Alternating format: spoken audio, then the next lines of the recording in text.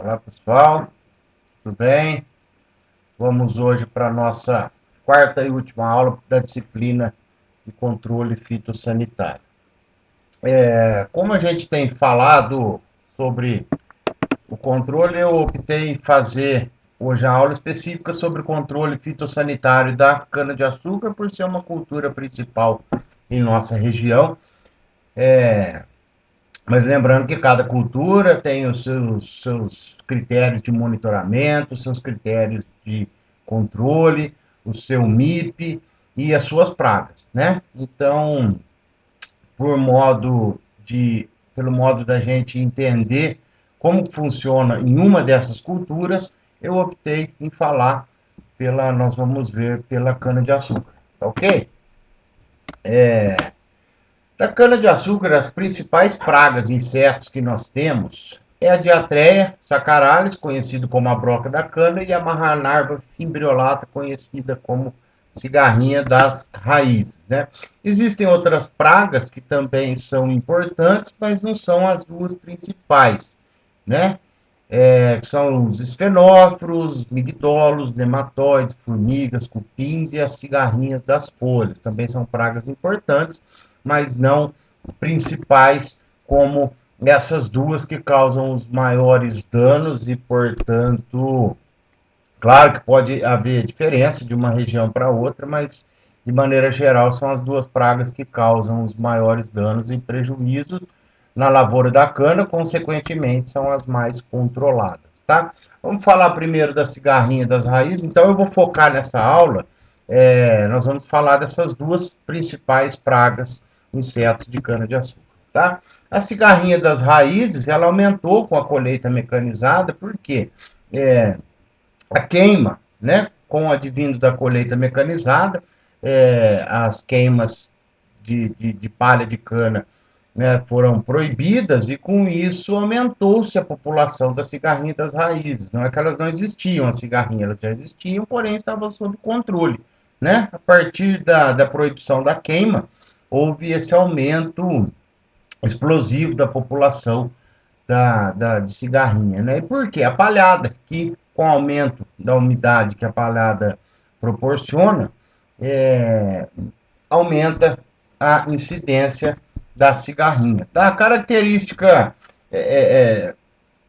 principal aí que a gente vê nas lavouras, né, com a praga, é essa espuma produzida pelas linfas, né, que ficam logo ali na base, próximo ao solo da, das toceiras de cana, tá? Então aí esse é um adulto recém-eclodido, recém-saído da espuma, né? A gente pode ver que as espumas ainda até estão aqui. E esse é o adulto da cigarrinha. Os danos que as cigarrinhas causam, principalmente, são esses amarelecimentos, né? Que causam o coração morto, aquela morte da, da toceira, da planta, do colmo, né? E apodrecimentos e diminuição de entrenós, brotação lateral, são alguns dos danos principais da cigarrinha. E como que a gente sabe se já está na hora de fazer o controle, né? Vocês lembram lá nas aulas anteriores que nós falamos sobre nível de equilíbrio, nível de controle e nível de dano econômico, né? Então nós temos que manter em nível de equilíbrio e temos que identificar quando chega-se no nível de controle. Uma das metodologias, né, existem várias, mas também talvez a mais tradicional seria essa aqui, uma amostragem de 5 pontos por hectare, aleatórios, aonde se faz a contagem do número de insetos por metro linear, né? Desses 5 pontos por hectare, você marca um metro linear e faz a contagem do número de insetos. Se der 3 ninfas por metro linear, né, destes 5 pontos, você soma os 5 pontos e divide por metro linear. Se der 3 ninfas, está na hora de fazer o controle, porque se atingir a população de 6 ninfas por metro linear, nós já estamos no nível de dano econômico, tá ok? E aí, atingindo o nível de controle, quais são os controles que nós temos? Lembra-se que nós já dissemos sobre o MIP, né? Que nós temos que fazer o uso integrado de todas as medidas de controle existentes para aquela praga em questão. Temos o controle cultural, que é a retirada da palha, né? Em cima da linha ou entre linhas, né? Geralmente se faz em cima da linha, retirada da palha com a utilização do minerador.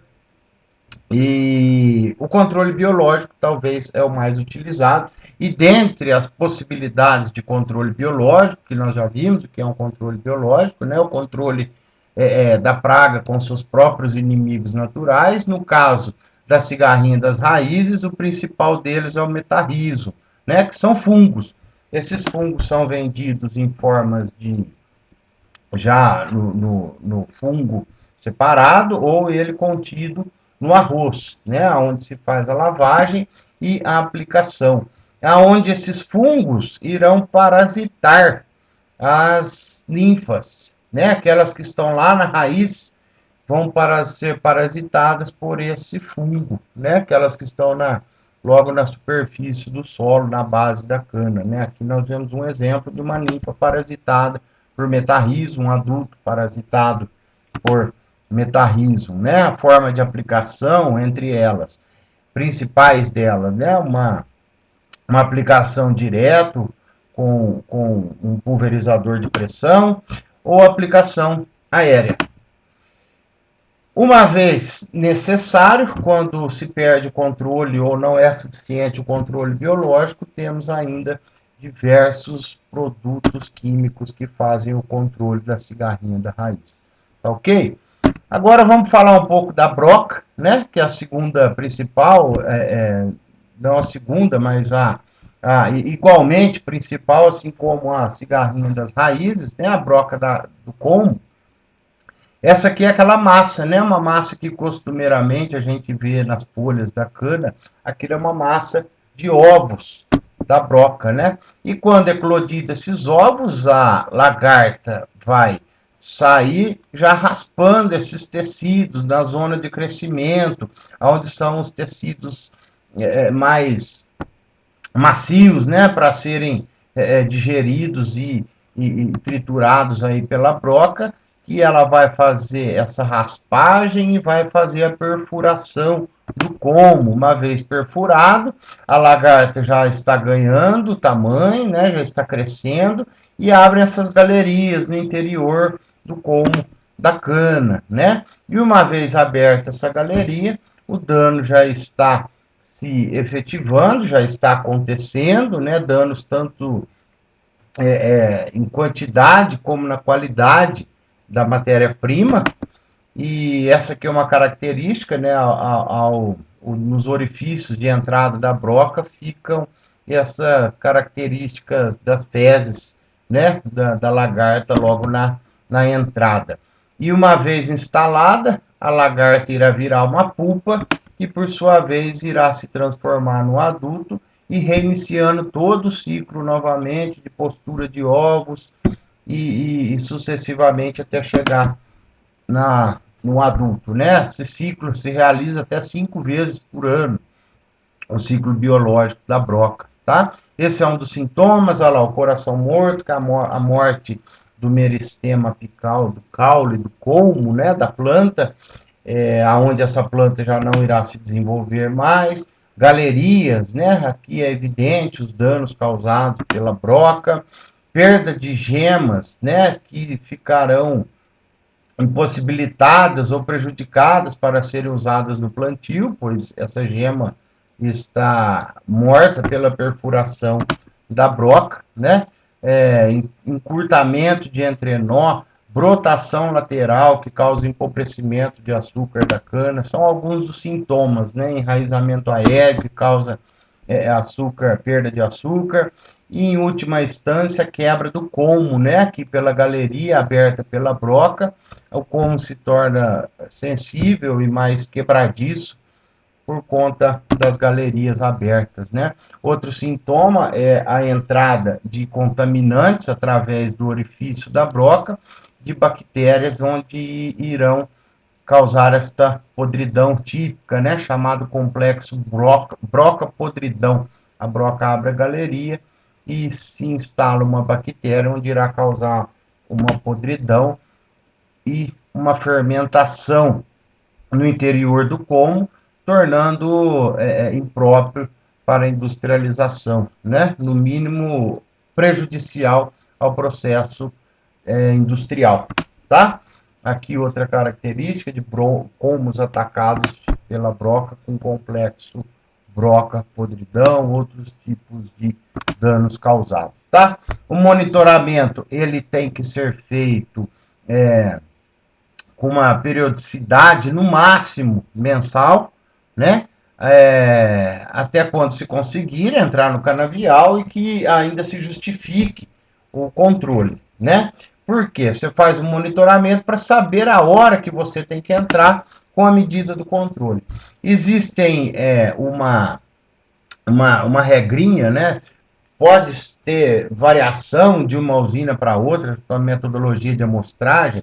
Essa é uma das principais e talvez a mais utilizada, aonde se coleta 100 comos no talhão, de forma aleatória, abre, né, longitudinalmente, de comprido, cada cana e conta o total de internódios dessas 100 internódios a cada gomo, né, entre cada nós é o internódio. Então, você conta quanto entre nós tem nesses 100 comos e quantos desses entre nós tem a broca, tem o furo, tem o sinal característico da entrada, da presença da broca, né? E com isso calcula o índice de infestação, vezes 100, olha lá, o número de internódios atacados, dividido pelo número total de internódios desses 100 comos do talhão, faz vezes 100.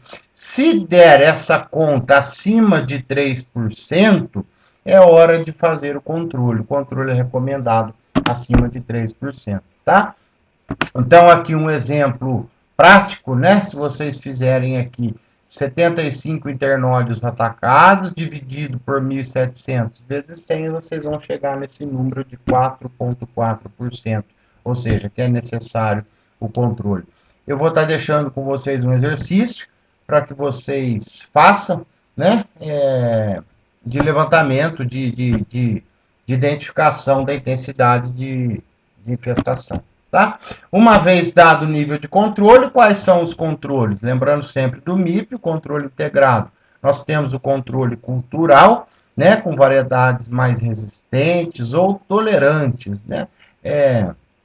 De certo modo relativo, mas existem aquelas variedades que a broca prefere, né, por serem mais fácil a entrada e abertura de galerias. Corte de cana sem desponte, porque caso tenha, para que a lagarta não fique exposta no chão, moagem rápido, né, que o adulto e a lagarta, essa aqui, o sem desponte, para que não seja levado, para que seja levado, desculpe, para a indústria, caso haja ovos, né, caso haja presença de lagartas na ponta da cana, você corta sem desponte, na hora da colheita você está levando essa cana embora, né, com atacada. Moagem rápida após o corte, mesma coisa, para eliminar a planta sempre que possível, outras plantas hospedeiras, né. E o controle biológico é a liberação de cotese, que são essas vespas que elas se alimentam, né? Elas inserem os ovos no interior da lagarta, uma vez esses ovos eclodidos, os ovos da cotésia, que é do inseto, eclodido dentro da lagarta, elas se alimentam da lagarta e vão matar a lagarta, tá? Aí a cotésia, ela atinge a fase adulta e forma as suas pulpas. Essas pulpas são aquelas criadas também em laboratório, né, feitas em laboratórios para que se faça a liberação. Os laboratórios onde é comprado fazem a entrega nesses copos plásticos, né? É quando existe o momento ideal, quando 80% das vespas estiverem eclodidas da pupa, faz a liberação no campo, obedecendo uma quantidade, uma população de broca levantada, tá? Então, essa é uma liberação de cotésia para controle de broca. Uma vez fazendo-se necessário, pode-se utilizar né, a última etapa do MIP, o controle químico, que é naquela, tem a função antes da broca entrar, penetrar na galeria, né? Quando ela está naquela fase de fora, né? Aquela que nós vimos lá no começo, onde a lagarta ainda está para o lado de fora da cana, nós podemos fazer o controle químico com diversos produtos que existem no mercado. Tá ok, pessoal? Então, a aula de hoje é exatamente essa, e por fim, nós temos também, não vamos entrar em detalhe, mas nós temos canas hoje transgênicas que são, promovem o controle da broca da cana de açúcar. Tá ok, pessoal? Então, ficamos assim com a nossa disciplina e estamos à disposição. Se vocês precisarem, nos procurem. Tá ok, pessoal? Um abraço e até a próxima.